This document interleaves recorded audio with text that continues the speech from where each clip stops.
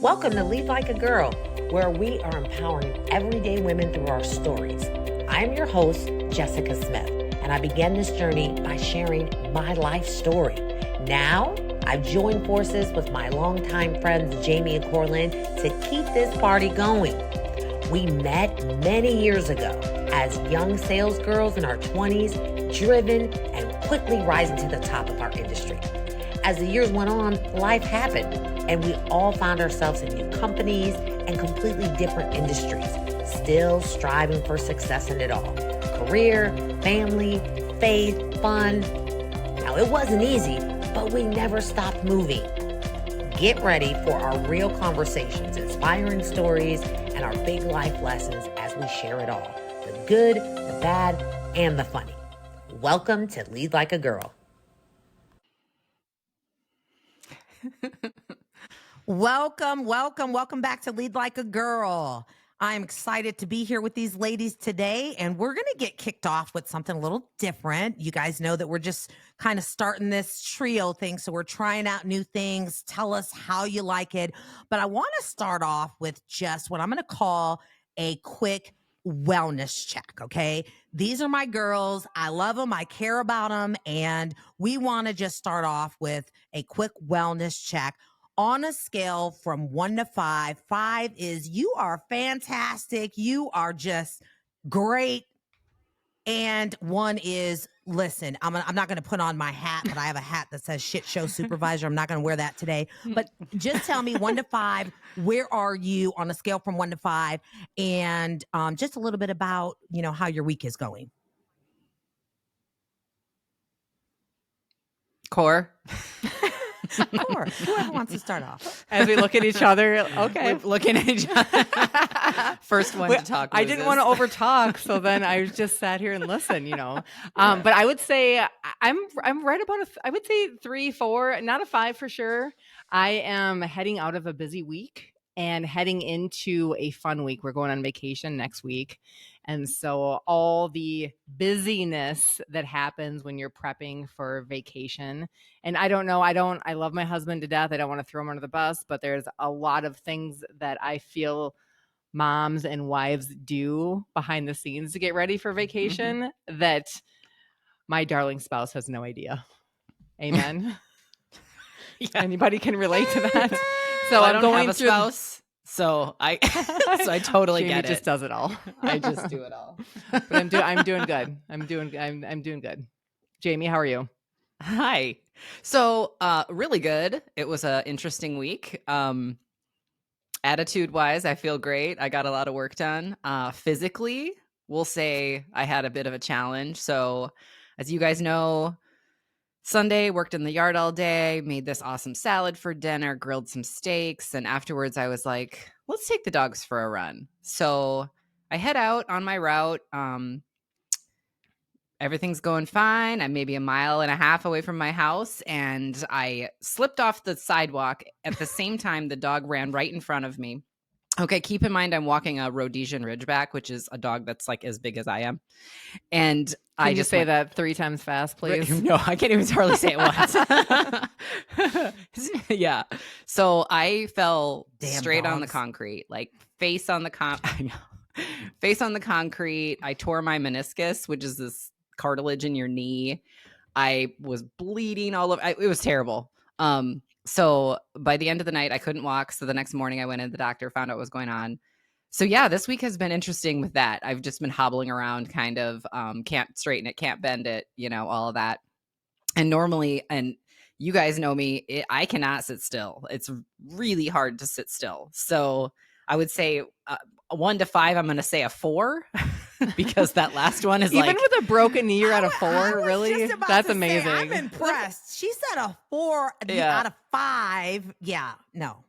Yeah, I'm pretty happy though. I'm pretty happy. Good. My sister's in town from out of state, so yeah, it's and it's Mother's Day weekend. Come on, hopefully I'll get something. Yeah, hopefully I'll get something. And it's funny because I don't want to go too far into this Mother's Day thing, and as far as wellness, I'm with you. I really didn't have the best week or 2 weeks. We know I did that great episode about my grandmother, and I came home for like 2 days and then I was off to a leadership meeting, and that's a whole nother show. But ultimately, I'm here, I'm alive, I'm happy. I have so much to be thankful for. So totally get it. I'm with you, Jamie. And Mother's Day for me is about me. So I encourage, I talk to so many people that are like, I have to spend Mother's Day with my mother-in-law and it's a tradition. I have to do this and I have to do that. And it's like, no. Mother's Day is about me. I am a mother, and it's it's a hard one to make everyone happy, but I started this a few years back where I just decided on Mother's Day, like a mother is a hard job, and I'm a damn good one. So I'm going to do what I want to do on Mother's Day. I don't care You what are. these kids want to do, what this husband want to do, what this mother-in-law want to do. It's going to be about me. So I encourage. So you here's the ladies to do question then, same. Jess. What are you doing on Mother's Day? What is your Sunday? What are you doing? That's the beauty of it. I have no freaking plans. I'm going to get my nails done. I'm ashamed to show these. I got to go get these nails done tomorrow. I want to go to church on Sunday morning, and I just want to bring my butt home. And wherever I end up is where I end up. I don't want anybody telling me I got to be at brunch. I got to be this place. I got to put clothes on. I got to put eyeliner. I just want to not know what I'm doing and end up wherever I'm going to end up. So thanks for asking. Corey. Those people that make you put on clothes. That's Right. Like, no, I don't want to do any of that. It's like clothes. That's all so overrated. So thank you, ladies, for that wellness check. And so now I want to get into a quick icebreaker. Okay. And I'm going to start with Jamie this time since Cora went first last time. So my icebreaker question to you, I know we've been talking a little bit about our story of the DB world and how that's where we all came from.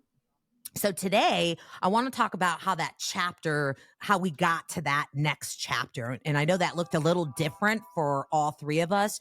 So today I just want to talk about what that is. But first I want to ask, so when you started at DB, at some point you got really excited about what you were doing and you said, all right, this is my plan for the rest of my life. So just curious to know, what was that plan? At some point you thought about, fast forward 5 years, 10 years, what was that plan when you were in the DB world? Where did you see yourself at this point in your journey? Oh, that's a good question.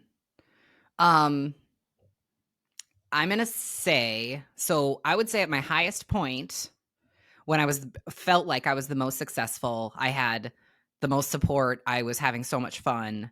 At that point, if you said, where do you see yourself? I would have said, I want to be an owner of a franchise. Like that would be 100% where my head was at. It was like, I was a sales manager. I felt like I could have done it, and I had the franchise owners that I worked with were great. So that's that'd be it. I would have expected me to just purchase a franchise and spend the rest of my life doing it. Absolutely. I love it. You say that, and I was just thinking I would have said the same answer because, the honest truth, Jessica, you were probably not in these conversations, but Jamie and I, we talked about that. What if we owned a franchise? Because we would go to these conferences, go to these summits, and all these owners who just looked like us and acted like us and walked the walk and talked the talk of their employees, which were us. We were a lot of times doing a lot of the heavy lifting day to day and doing the things and doing nothing, and I don't want to take anything away from our franchisee owners, but we had talked about that. What if we owned a club together? Mm-hmm. And so me then looking at me, 5-10 years down the road, it's longer than that, but that was a part of my future too, I would say. Absolutely. So for me, that initially was not, and I'm glad that you pointed this out, and you probably didn't mean it literally, but when I went to the conferences, I did not see people who look like me. The owners of these businesses did not look like me. And so it wasn't my first thought to say, oh, I want to own a DB, right? My first thought was, I want to be a sales manager, or, I want to run this place. Never, I want to own this place. And it wasn't until the owners actually planted that seed for me and they were able to let me know, hey, you could own this place. And this was in 2005, 2006, when we had the conversation, hey, we have a 10-year plan. We want to move to California. We're going to open these 2 locations. We're going to retire. And these guys were already millionaires, right? So we're going to retire. And, you and the other sales leader at that time will own these 2 locations. And I'm like, okay, I didn't ask any questions. I didn't even ask how much am I going to get paid. There was no offer letter, none of that. I was like, okay, let's go. Didn't matter, and there was this joke around the office moving to San Francisco.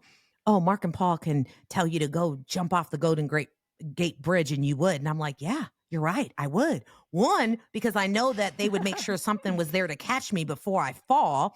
And 2, I know there's going to be a lot of money involved. So yes, I will jump off the Golden Gate Bridge. So yeah, that was certainly my plan.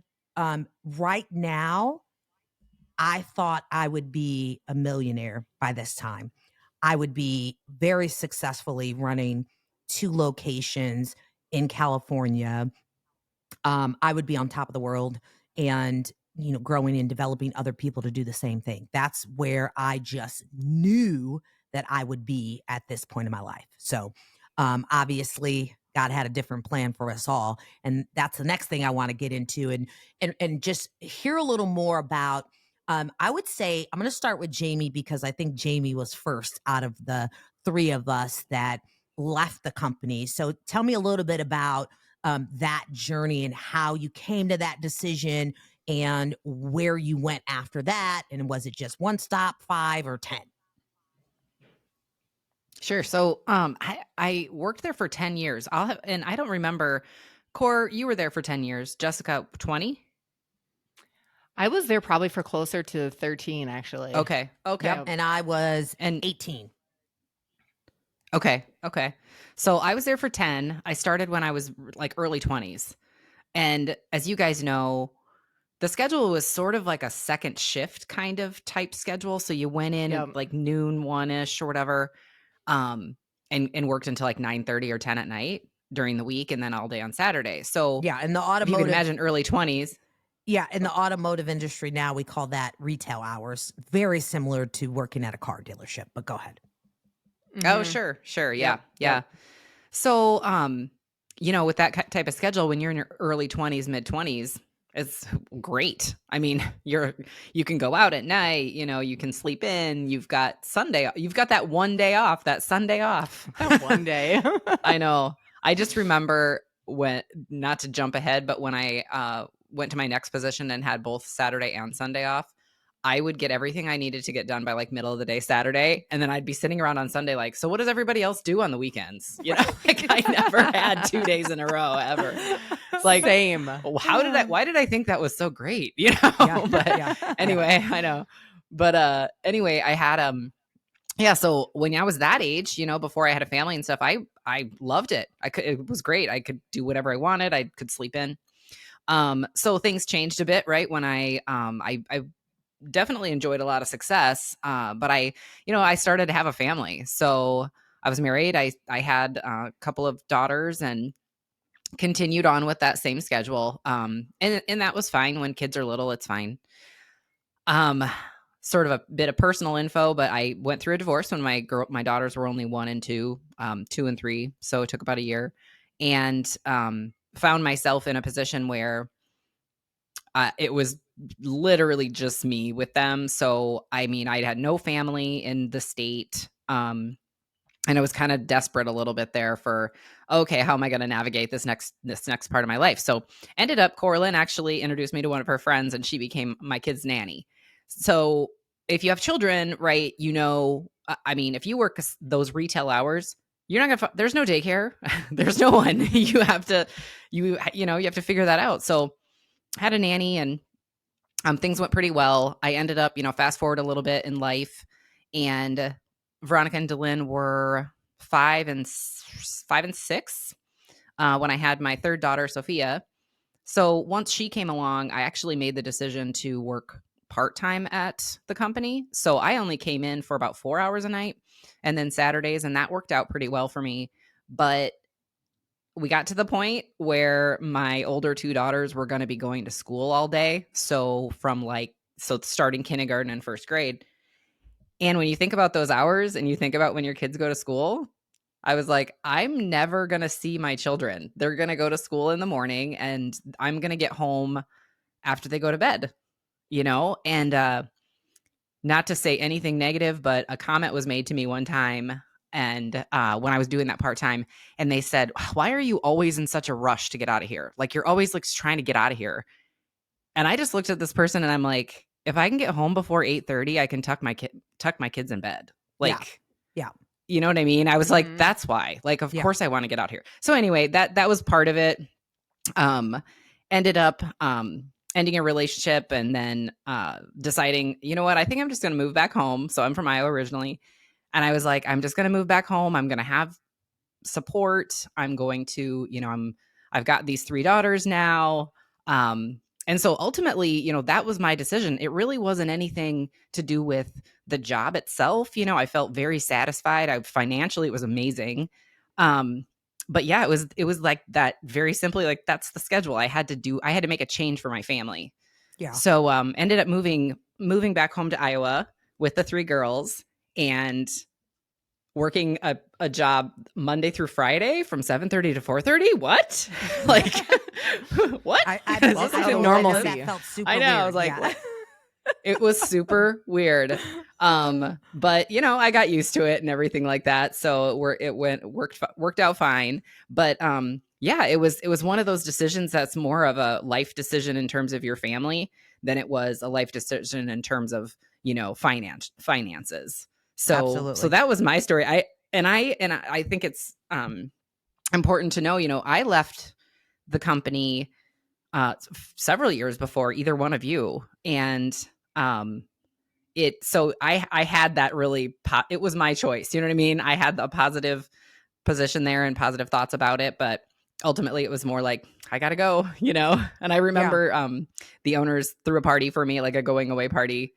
And I was in tears practically, because I was just like, I've learned so much from you. I appreciate you so much. It was a really very positive experience for me.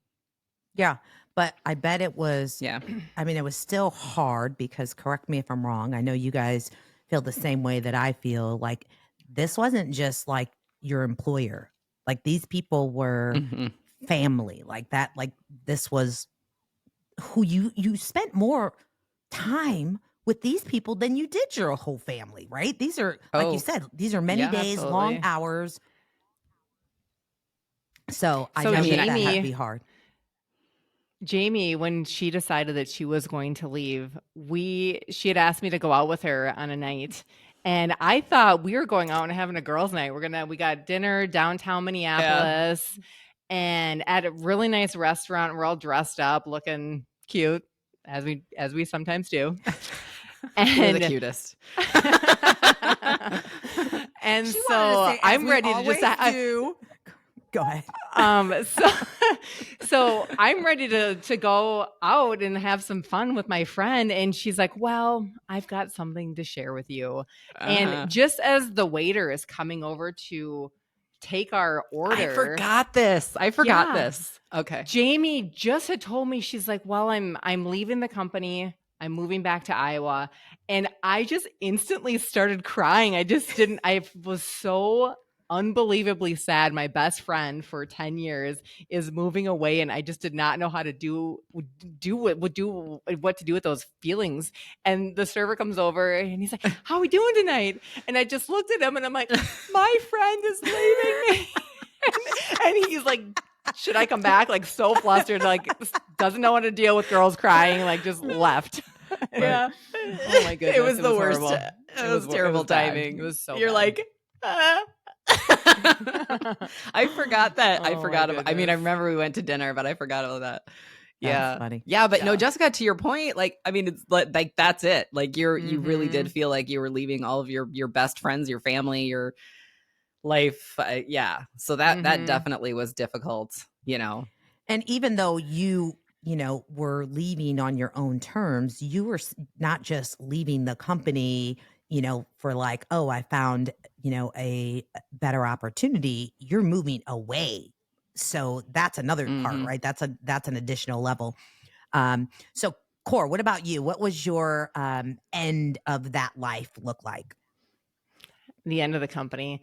I was thinking about this, and one of the big things that happened, we've shared that the industry that we were in was building and remodeling, and one of the big things that happened during our stay or our tenure at this company was the big housing crisis of 2008, 2009. And so we were riding this wave of success where it just was very easy to sell things when things were building and growing.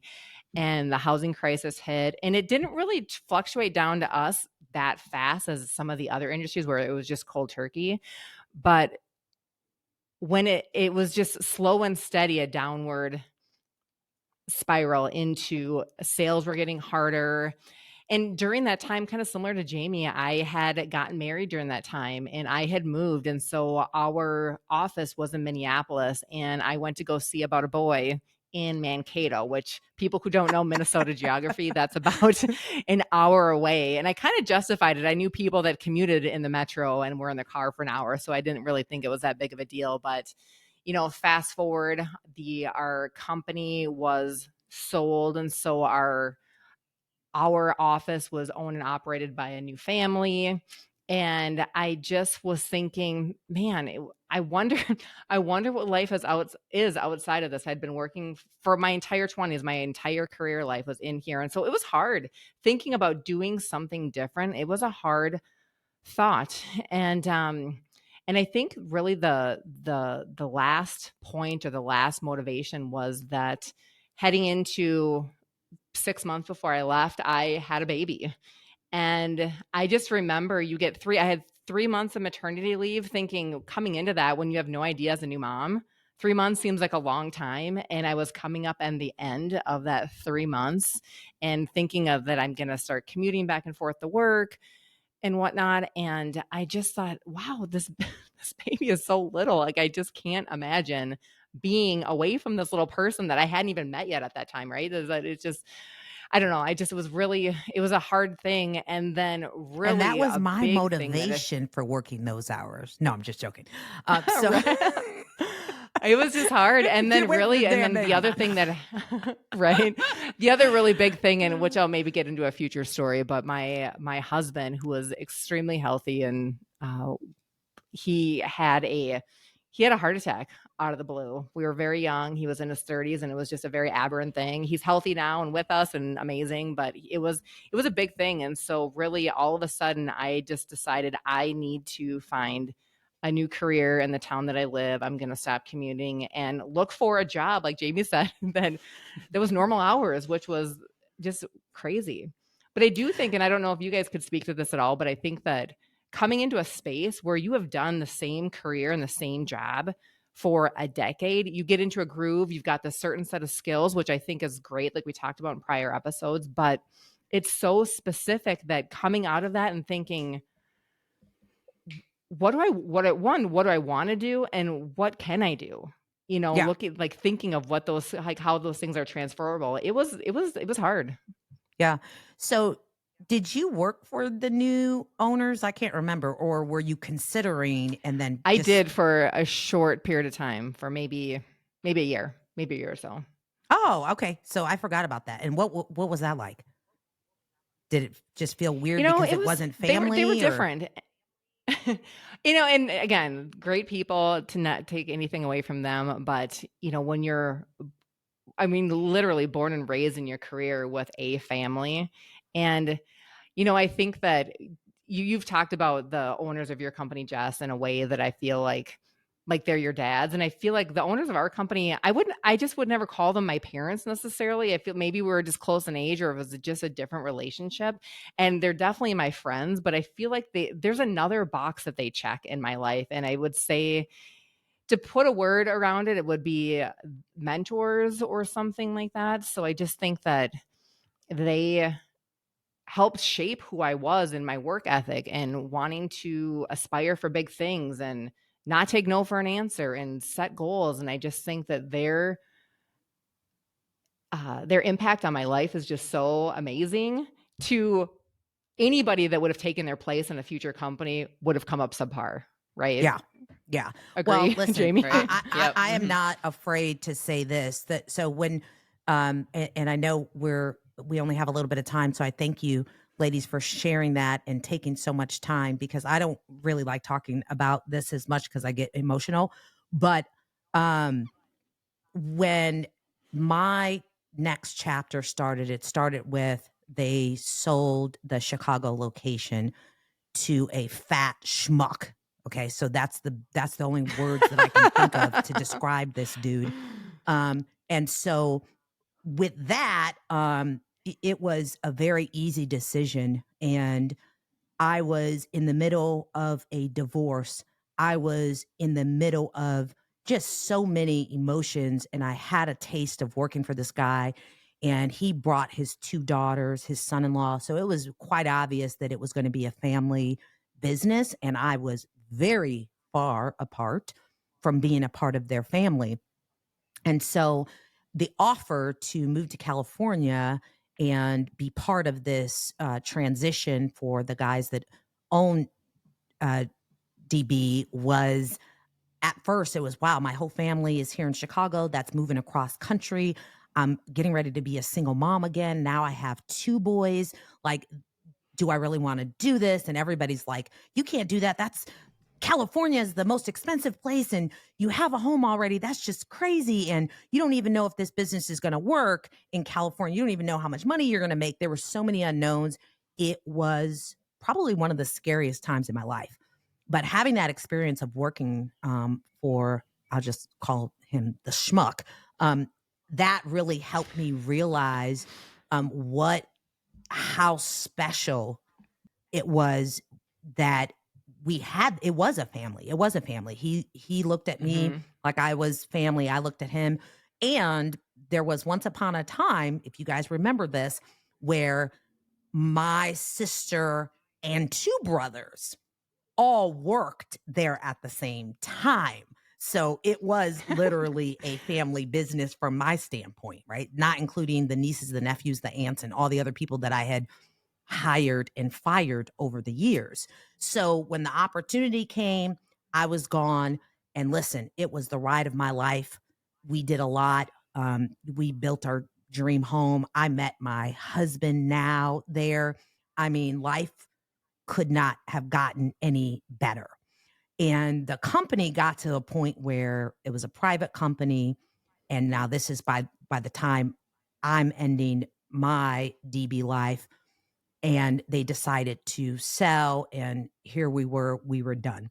So, and this was being millions of dollars into our San Francisco location, which was our second location. So when I say I was this close to owning the place, now why am I thankful? Because this close, right? We were, but why am I thankful? Well, one, those millions were my millions. So that part, right?